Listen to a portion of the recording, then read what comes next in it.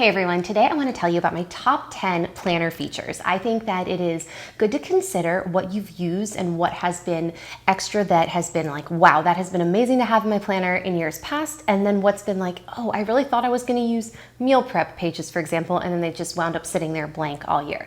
So when I get a planner, I try to get the perfect amount of bells and whistles where it's like, ooh, it's fancy, because back in my day, I know that's a grandma moment, you would get a weekly planner and it was like Monday to Sunday and a monthly page, and that was it. There was no reflection, gratitude quote, there was nothing. So these new fancy planners have gone so far the other way that it's like, I don't think I'm going to use all that. So finding the perfect amount of what's extra that you'll actually use is helpful. And I figured I would make this video now since a lot of people are talking about and thinking about what kind of academic planner they want to get for the new year.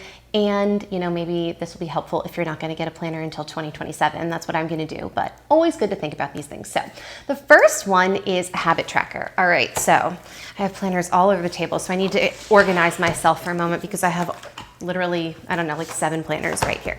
Now, as you will remember, I am not really a habit tracker person. However, every now and then you will have a moment of chaos or calm, right? Like two opposite ends of the spectrum where you're like, I need to just track my habits for a moment. And in those moments, maybe that is not the time when you want to be personally creating a habit tracker. So it's nice when there is already one built into your planner for a week or a month. So this planner right here is a monthly, and you can see right here, it's got the habit tracker at the bottom. There's space for 5 habits, and it's just for the whole month. So something like this can be helpful if you're like, this month I really want to focus on making sure I walk outside every day or drink enough water, and you can just build it in, but you don't have to use it every month, right? It's not taking up that much of the monthly that you're like, well, if I don't use it, it's a total waste. So that can be really beneficial. Another one that I like is this one. I love my Ecollo, especially if you want a really great budget planner. And this one is just a week to week. So maybe it's not even a monthly thing you want to track. It's just a weekly, like, hey, I want to make sure this week I have a big event, work situation, meeting, travel coming up next week. I want to make sure I'm sleeping 8 hours a night, and you just want to track it for a week. It's built in here. So even though I'm not a huge habit tracker person, I will use them periodically, and I love when they're built into a planner already, so you don't have to make them from scratch. Okay, next up is holidays. I like when we have a holiday list here, and I especially like when you get double years. So you get the year you're in, this is my old 2024 planner, and then you get the following year just so you can see, some of those holidays that don't exactly fall on the same day every year. I like how you get the side by side. This is my Laurel Denise from last year, and I did like how this was included on the special dates and events page, so you can see that they have all of that right here. So it's really helpful just to have the at a glance holiday list, especially if you like to do some forward planning. Now, this brings me to my next point. I also love the calendar at a glance, and this one is my favorite one that I've ever seen. I love this. The only thing I would change about this one in particular is I would make this dark gray just a skosh lighter so it would be easier to write on, because their print is in white, but I'm not gonna write in white. But I love this because at the end of the year, this is what I'm planning to do this year. I have a printout version of this. I have when people came into town, when I traveled, when this happened, when that happened, big events. And then since I keep my planners, I'm gonna write it all down and then like close the planner, last activity. So I like when you could be like, oh, this was the dates that they were here, and oh, we traveled the week after, and oh, I did a girls' weekend, and we went up, like all of those things. And it's especially good because if you keep track of this, at the end of the year when you're starting to plan for next year, you can look at this and say like, oh, I actually loved how we had a ton of plans in January because I'm always so sad when the holidays are over. Or you know what, we didn't do hardly anything in July, and that makes me so cranky because it's the hottest time of year and I'd like to have something on the books. So sometimes doing a little reflection and doing that at the end of the year can be helpful. Now, this is my Plum planner, and because I ordered it in 2025 with a few months from 2025, I got the 2025 and the 2026 overview. It doesn't have the boxes like my other one, but I think there's enough space around it that you can still make it work. You can color code it. So I love having a calendar year at a glance. Okay, now pretty much every calendar has this, pretty much every single one, but on a monthly, I love a column for notes. Sometimes you get something like this where you have the notes and the to-dos. Sometimes you just get a little note spot because there's the before and the after the current month calendar. And then this one is really, really spacious. You get a lot of lines.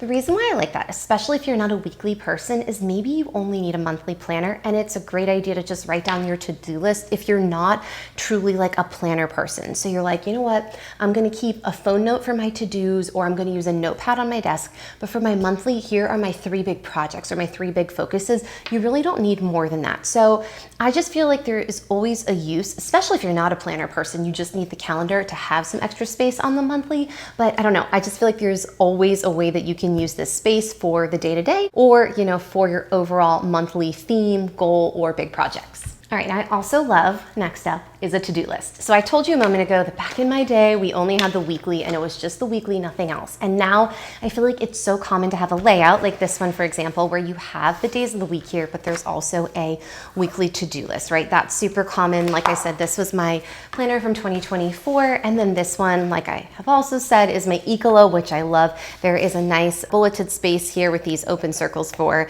checking things off. There's a to-do list there. And one year in my Plum planner, I even added some custom pages in the back for a to-do list. And I just like that because sometimes that's all you need. Sometimes you need a separate to-do list in the back of the planner to keep certain projects together. And then sometimes you just want it as part of your weekly because you need a to-do list that does not necessarily correspond with what you're doing on a particular day. The example I always go to is groceries. Maybe you need groceries on a Monday, you're gonna get them. Maybe you don't really need them till Wednesday, whatever. You just need them at some point this week, or you have to get to the post office at some point this week. That is better suited for a to-do list rather than on the actual day if it's not specific to that day. So anyway, I love a weekly to-do list built into your planner, or one, like I said here, my Plum planner, that's for those projects, just so you can stay organized.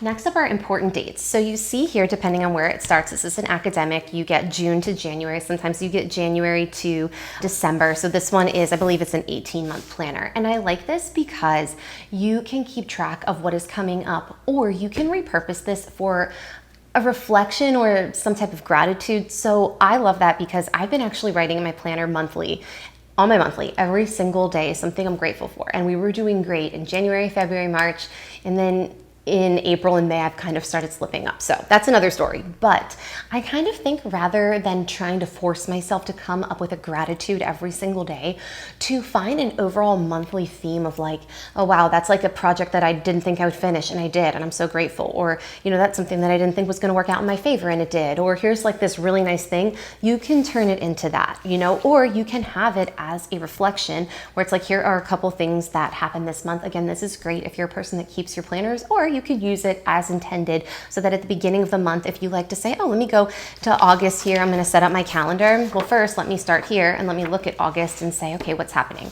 This anniversary, this birthday, this trip. So I like having this because it can help you forward think, but it can also help you reflect. Another one I like is yearly goals or overall goals, goal setting, and I like when they're not too specific. So this is yearly goals, you've got lines, you've got check boxes, that's it. Same here in this Plum planner, ideas, plans, goals, really you can use for anything. And the reason why I like this is, let's say you have a year, you wanna set some goals and you do not want the pre-populated categories of family, travel, finances, career, etc., etc. You're like, maybe this is a year that I don't wanna focus on, you know, my career at all. I just got a big promotion last year and I'm just working. Or you're like, I just had a baby last year. Like, I don't necessarily have family goals. Or you've just taken a big trip last year and you're like, we're gonna travel less this year. I don't know, those are just examples. But my point is, sometimes guided goals can be challenging because they make you wonder like, well, should I have a goal for that category even if it doesn't fit you? And it's easy to say like, okay, I'm just gonna skip that, but then sometimes you start to wonder. So I do like a goal page, but I like one like this or this where it is not guided. Next up, while not a deal breaker, is I love tabs. Okay, so of course you can't get any better than laminated and gold, right? That is the absolute best. And I also like when you get the laminated gold or any type of like big tab at the back, not just for the monthly, but for notes or whatever. A lot of my planners do have tabs. Like I said, it is not a deal breaker. For example, you know, as I've said time and time again, I love my Ecollo, and that one does not come with tabs. So for that one, you just get this bookmark here, and that's nice because then you don't get lost. But when the opportunity or the option is available, I love tabs because it just makes getting from one place in your planner to another that much easier and quicker. Number 9, I love a plan ahead. So this one you can see, again, this is my Laurel Denise from last year. You've got the lines on the side and then you've got next year's calendar. And what I like about this is I'm a person, if I'm buying the 2027 planner, I am probably not gonna do that until November or December. Well, I'm probably spending my whole fall planning the first 6 months of the year, different weddings, appointments, whatever, you know, all things. And it's nice when you get your new planner, if you have taken your notes and written down all of those appointments and events here, maybe circled the dates here, and you can just pop it into your planner rather than, I don't know, kind of being like, I think I had an appointment, let me call that office. It's just a nice way to stay organized so you can take all of your notes, what's gonna happen next year, and when you get that planner at the end of the year, you know, depending on when you get your planner, it just helps moving into your planner that much nicer. And I will say, if you're a planner person and you've ever done a move-in where you get your planner, you make yourself a coffee, you just make a whole afternoon of it, it is such a nice way to, especially if you're a yearly, not an academic person, to start the year. Maybe you do resolutions and it's just lovely. So I love a plan ahead section. The last section that I want to talk about, I would be remiss if I did not say this, is a notes section. I can't imagine having a planner without a notes section just because it's like, you never know when you're gonna need a notebook. So this one actually, I feel like has a lot of space for notes. I mean, look at this. This is like, I mean, this has a lot of notes. Some planners will be like, here's your notes section and it's one page, and fine, maybe that works for you, but it's almost just like here. I mean, like this is like a built-in notebook, right? That is so nice. So anyway, I love having notes in the back because you just never know when you're gonna need to write something down. Makes it super convenient. So there you have it. Those are my top 10 extras. I'm gonna be honest with you. Fitness pages, meal plans, you know, there's like a million others. If you go to the Plum site, which like I love Plum planners, they have a million add-ons that you can put on and you can start to go crazy. By the end, your planner is like this thick and you're like, well, I hope I never have to put that in a backpack or a laptop case because I'm never gonna be able to carry it.